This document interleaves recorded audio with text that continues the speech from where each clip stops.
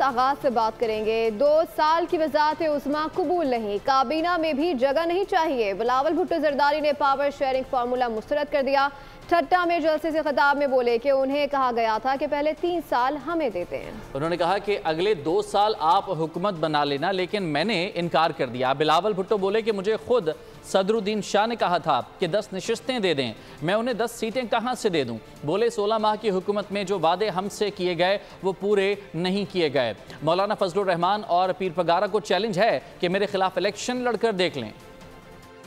मुझे कहा गया है कि पहले 3 साल हमें दे दे, आखिरी 2 साल आप वजीर आजम बने। नहीं नहीं नहीं नहीं नहीं, मैं इस तरीके से वजीर आजम नहीं बनना चाह रहा हूँ। हम ना कोई वफाकी वजारत चाहते हैं, ना वजीर आजम का कुर्सी चाहते हैं। हम इतना चाहते हैं कि हम पाकिस्तान के अवाम का मसाइल हल कर सके। जो पीर साहब है कभी कभार दीदार करवाता है तो उनके मुरीदे निकलते तो जरूर है, और वो भी इस गलतफहमी में होते हैं कि मेरे इतने सारे मुरीद हैं कि ऐसे ही मैं इलेक्शन जीत जाऊंगा।